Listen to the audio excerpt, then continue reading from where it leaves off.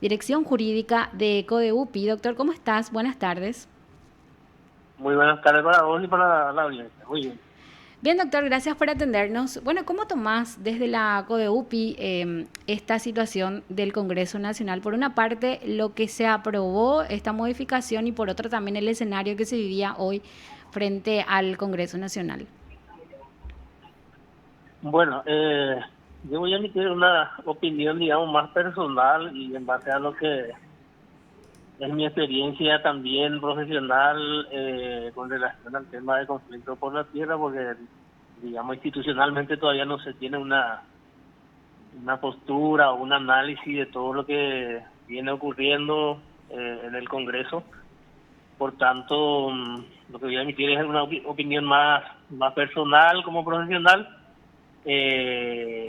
Y para mí, en primer término, esta ley claramente no es una ley, digamos, que surge del clamor popular, del clamor de la ciudadanía mayoritaria, sino que es una ley excluyente y que se está gestando y aprobando o sea, en base a intereses sectoriales, ¿verdad? Los proyectistas o sea, claramente los proyectistas, los idearios del proyecto y los sectores políticos que van aprobando, haciendo que se convierta en ley la propuesta, eh, trata de responder a la realidad de un sector, pero no a la ciudadanía en general o a la ciudadanía mayoritaria.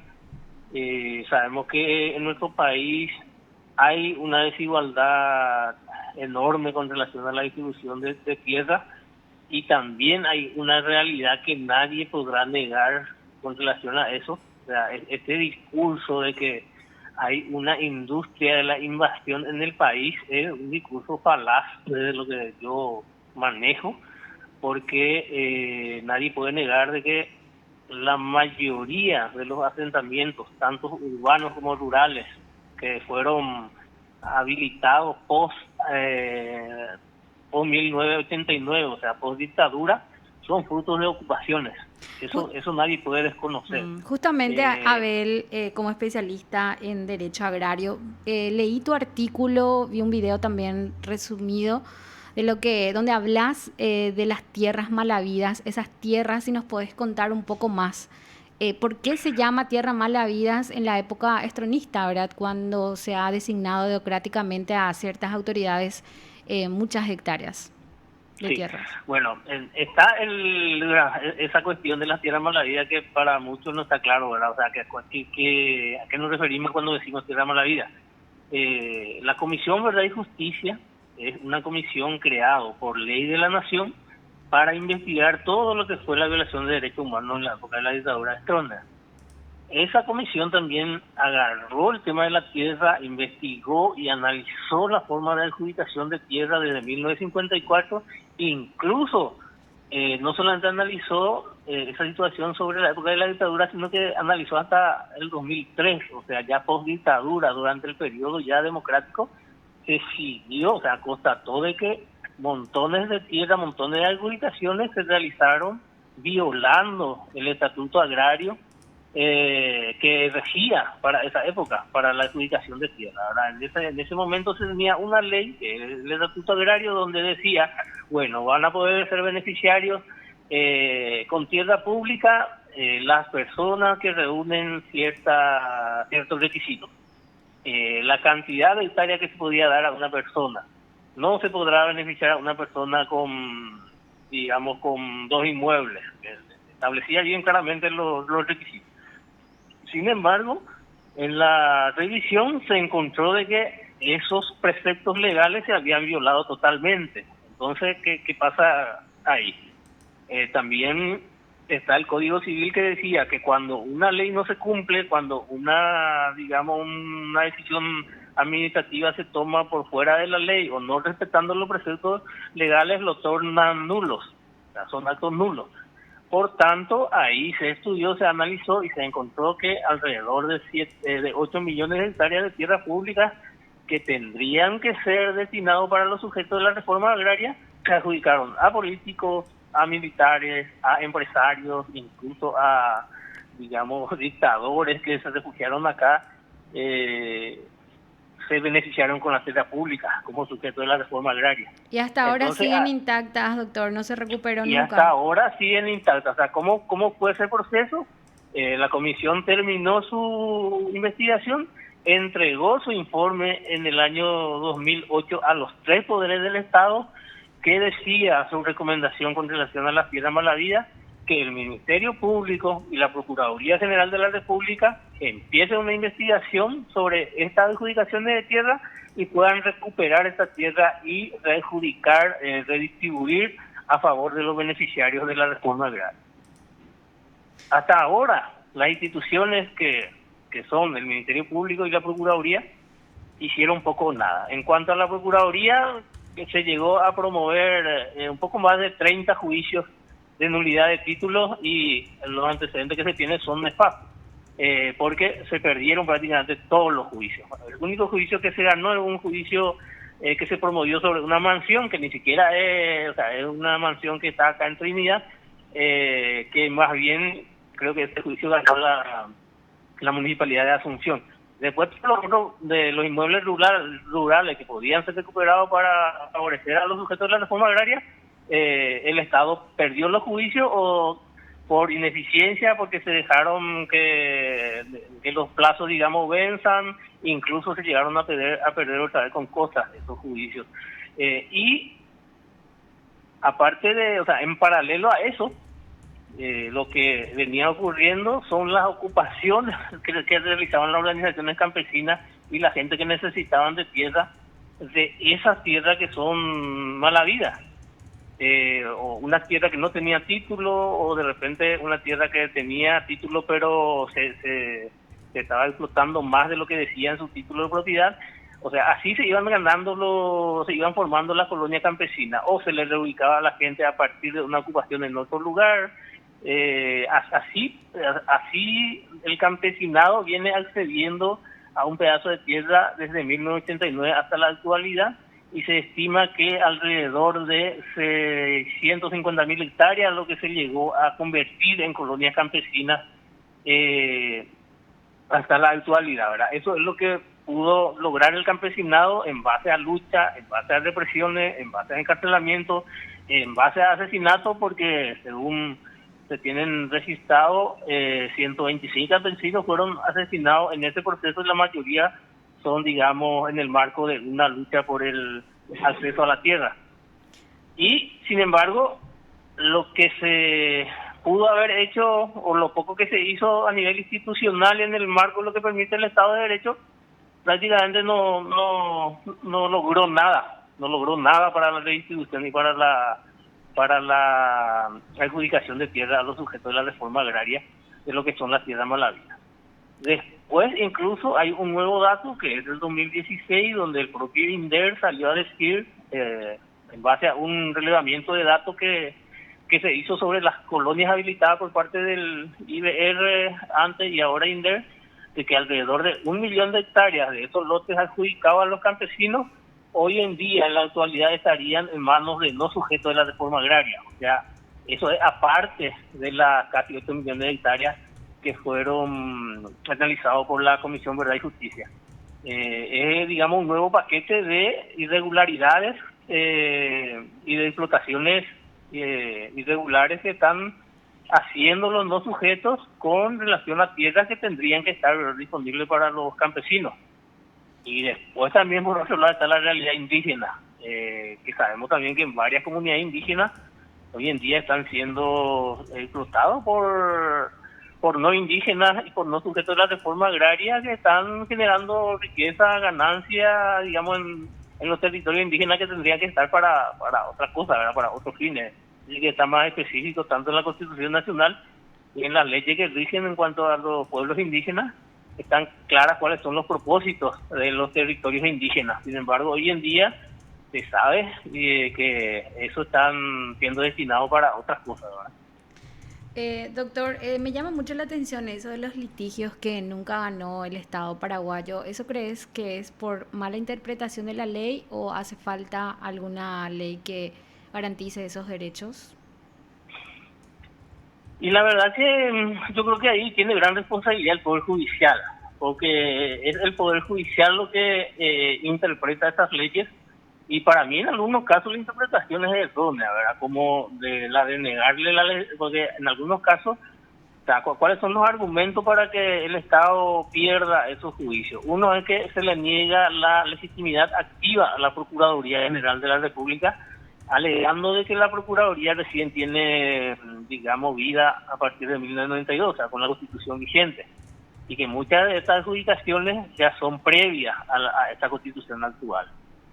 Por otro lado, se alega la prescripción que establecía el Código de Vélez Arfield, o sea, el Código Civil que regía hasta el 85, entonces donde esa ley establecía que hasta los 10 años nomás uno podría demandar la nulidad de un acto jurídico. Entonces, si no se hizo en esos 10 años, después ya prescribe.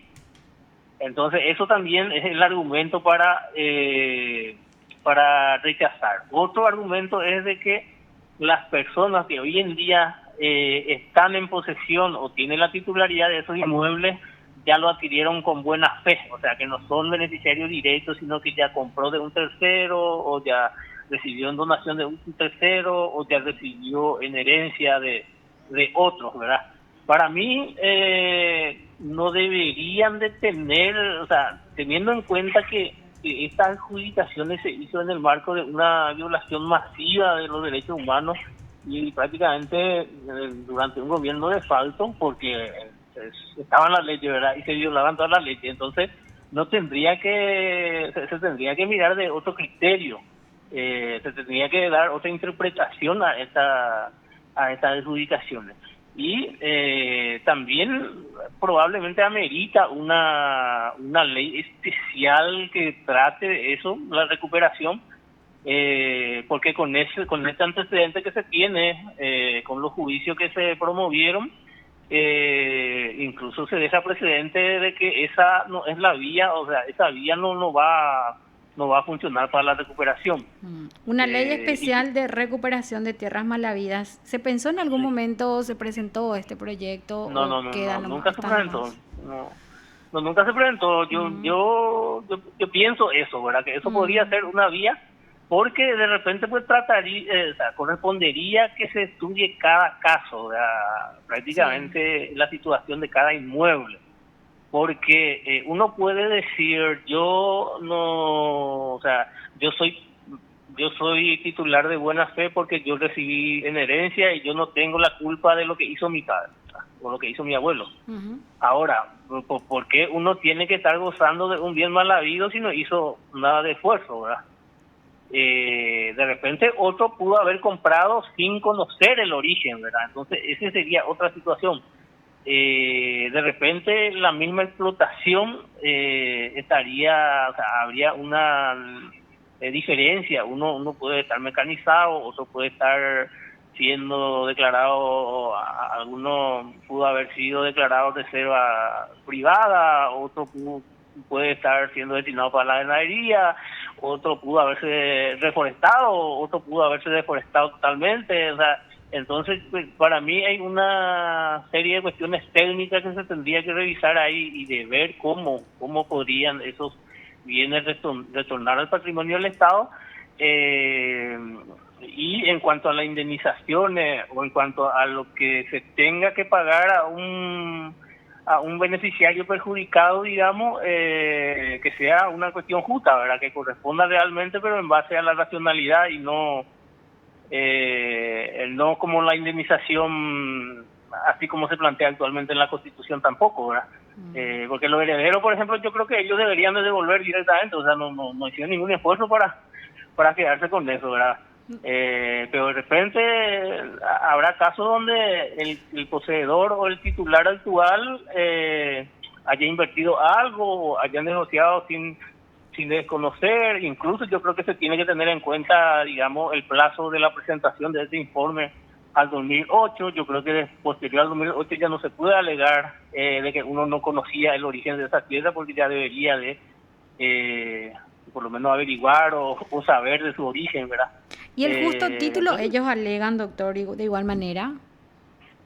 Y sí, totalmente. O sea, haber recibido en herencia para ellos corresponde, o para la justicia corresponde justo título para... No, hasta ahora no se da un caso, yo creo que sí, mm, o sea, yo creo que esa es la, digamos, la posición, la ajá, postura.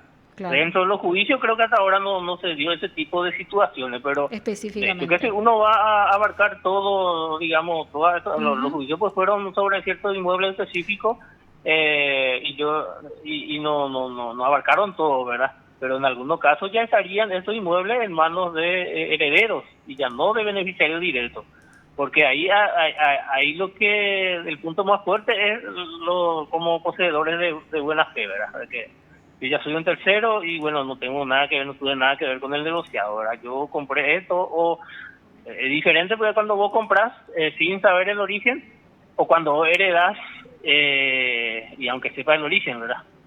El esfuerzo probablemente es diferente, por lo menos si vos compraste, hiciste una inversión, pagaste algo, pero si vos Claro. recibiste como herencia nomás, vos no ningún esfuerzo. Lo ideal sería que Designaciones devuelva, o que directas. el Estado recupere y que no te pague nada, ¿verdad? O que se vea también, algunos de repente ya vienen usando mucho tiempo, ¿verdad? Entonces, si tienen alguna mejora que reclamar, y bueno, que esa mejora queden como compensación de la explotación y de la riqueza que ya vienen sacando irregularmente de algo de ese tipo, ¿verdad? Claro, pero no el Eh, dominio. y no, así es. Mm. Y podríamos decir que esta modificación del artículo criminaliza la conducta, a pesar de que los proyectistas dicen que no es así, doctor. Claro que criminaliza la conducta y es una ley excluyente porque acá pues se sabe que en nuestra realidad uno es que hay una minoría que concentra todo, que tiene muchísimo, pero hay una mayoría que no tiene tierra y no tiene posibilidad de acceso a la tierra, tanto urbano como rural. Y no hay una política de Estado para que esa gente, por lo menos hasta ahora, para que esa gente puedan acceder a un pedazo de tierra, a un espacio donde puedan desarrollar una vida digna, ni en el campo ni en la ciudad. No hay una política. Ahora, si uno mira el presupuesto del INDI, si uno mira el presupuesto del INDER para el 2022, va a darse cuenta de que no hay ninguna política. ¿Por qué? Porque si la gente no va a entrar, si la gente no va a poder garantizar su acceso a la tierra a través de la invasión, como viene ocurriendo hasta ahora, porque esa realidad nadie va a poder negar, la única vía que le queda es la vía de la compra, y no toda la gente tiene capacidad para comprar. Y si las instituciones estatales como el INDER, el INDI, el Ministerio del Urbanismo no tiene presupuesto para comprar tierra, para adjudicarle a la gente que necesitan y que no puede, que no va a poder comprar con el valor del mercado, entonces no hay pena que valga para que se pueda atajar la invasión, el delito de la invasión. O sea, la gente va a seguir ocupando. Y para mí la solución no es el aumento de la pena. El aumento de la pena no es la solución, y te voy a poner como un ejemplo. Ujú. ¿Cuál es la estadística? ¿Qué dice la estadística del Ministerio Público? Justo eso te iba a Con preguntar, denuncias, condenas por estos hechos punibles. No, poquísimo. O sea, yo por Ujú. lo menos estuve mirando la información, o sea, el informe del Ministerio Público, encontré uno del 2019, no encontré algo más actualizado, Sí. pero ahí claramente se establecía de que los delitos que se cometen más frecuentemente son el hurto agravado, el hurto, la violencia familiar y producción de riesgos comunes, estos accidentes de tránsito y compañía, ¿verdad? Esos son los que figuran en la lista. No está en la lista de invasión de inmuebles. Y de hecho que el tema de la invasión de inmuebles ajenos no es un hecho que le afecta a la mayoría, así como se está instalando, no es ni remotamente. Y si vamos a razonar en la lógica de los proyectistas, el hurto agravado tiene una penalización de hasta 10 años. Entonces, si elevar la pena es la solución, ¿por qué el hurto agravado del 2008 está establecido como pena hasta 10 años? Entonces, Que ¿por se qué el eleve hurto agravado también. sí? ¿Eh? Que se eleve también en todo caso. No, ya está elevado, o sea, que ya tiene hasta 10 años, pero ¿por qué no disminuyó? ¿Por qué no desapareció el hurto agravado si es que tiene penalización hasta 10 Claro, años? no es Sin la embargo, solución. figura en la estadística que tiene el delito más cometido, o sea, y en comparación, la violencia doméstica. La violencia doméstica ahora tiene una ley especial, pero ¿qué es lo que de repente uno se imagina? ¿Qué es lo que ocurre frecuentemente en una violencia doméstica. Lesión, puede llegar a ser lesión grave, lesión física, psíquica, violencia física, pero ¿cuánto es la penalización de violencia física? Hasta 1 año de cárcel o pena de multa. ¿Cuánto es la penalización de lesión? Entonces, ¿por qué? Y eso se trata de integridad física y de la vida. ¿Y quién se preocupa por elevar esas penas entonces para solucionar este problema de la violencia física? Acá la gente se preocupa más por el derecho a la propiedad antes que el derecho prácticamente a la vida y a la integridad física. Y para mí eso no está bien. O sea, el derecho a la propiedad pues no puede estar por encima de otros derechos que debería ser derechos privilegiados, ¿verdad? Totalmente. Y casos de corrupción también, doctor. Casos de corrupción, violaciones de niños, abuso sexual, ¿verdad? Son problemáticas que nos está afectando bastante, que estaría siendo debería ser prioridad antes que esto. Así mismo, y en este caso, o sea, por eso yo creo que no va a funcionar esto. Si bien la intención y la idea es que con eso se pretende que la gente no invada más tierra mientras que no haya una política de distribución de tierra, mientras sigue la concentración y el acaparamiento de tierra en pocas manos, esto no va a ser la solución. No le vamos a poder meter a toda la gente que necesita de tierra en la cárcel. Y va a seguir siendo, digamos, alta el tema de la comisión de delito de invasión de inmunidad ajena, así como el tema del hurto agravado, si es que no se busque una solución real. Y lo lamentable acá es que acá lo que plantean los progresistas es que ellos dicen, bueno, después vamos a buscar la salida también al problema de la tierra, pero claramente pues ellos priorizan una cuestión antes que priorizar lo otro. Para mí tendría que ser al revés, ¿verdad? Primero se tiene que tratar de garantizar a la gente los derechos básicos, los derechos fundamentales como el derecho a la vivienda, a la salud, a la educación, y después, en todo caso, tratar de penalizar la conducta que no se adecua a eso, ¿verdad? Si vos garantizar los derechos y si después la gente no quiera someterse a la regla, pues es otra cuestión, pero nuestra realidad pues sabemos cómo es. Hay muchos derechos no garantizados y la tierra está muy concentrada. Nuestra propia Constitución establece que el Estado tendría que buscar mecanismos para desconcentrar la tierra, para desalentar los latifundios, y eso no ocurre. El último censo agropecuario demostró lo contrario, que incluso hay más concentración que desconcentración. Entonces pues hay una cuestión fundamental que no se resuelve y no se va a resolver con el aumento de la pena. Doctor, eso es muy importante lo que mencionabas, garantizar los derechos y la igualdad ante la ley antes que aumentar las penas, porque parece esto una dictadura represiva, ¿verdad? Ante lo que se vivió hoy en el Congreso y también la intención de aumentar la pena. Totalmente, porque así como te dije ya, y como voy a volver a repetir, acá se está legislando claramente a favor de un sector que tiene todo garantizado. Y se le quiere, se legisla no solamente no una legislación cualquiera, sino que una legislación para reprimir a ese sector que no tiene nada y que no tiene la forma de garantizar ciertos derechos que no le da el Estado. Que no le da el Estado gestionado por estos mismos legisladores. Porque estos mismos legisladores son los que tendrían que buscar la solución. O sea, ellos forman parte, o sea, es un poder principal del Estado. Es más, yo creo que en el Congreso está la decisión para el tema de solución de los problemas de la tierra. Ni siquiera tanto en el Poder Ejecutivo ni en el Poder Judicial, sino que en el Congreso se tendría que resolver esta problemática. Ahí se tendría que marcar las pautas, que hasta ahora no se hace, ¿verdad? Claro, hoy fue un reflejo más de la realidad, ni siquiera debatieron sobre estadísticas ni estudios científicos, sino que fueron para aprobar dedocráticamente algo que beneficia a sus intereses. Y bueno, esto queda en manos ya del presidente de la República. Doctor, una reflexión también que podés dejar en cuanto a la decisión que toma el Poder Ejecutivo, que todo alienta y todo encamina que va a promulgar este proyecto de ley. Y sabemos que el poder, o sea, que la ley todavía no está vigente, ¿verdad? Que depende totalmente, o sea, hay una decisión del Poder Ejecutivo. Ajá. Y que el Poder Ejecutivo es independiente, o sea, eso es lo que dice nuestra Constitución, ¿verdad? Y que tiene, no podemos desconocer la presión y que va a tener el Ejecutivo para aprobar esa ley por los manejos políticos de nuestro país, que todo el mundo sabe. Pero también no hay que perder la esperanza de que, así como te dije, como es un poder independiente, tiene la plena independencia de poder tomar otro tipo de determinaciones con argumentos, ¿verdad?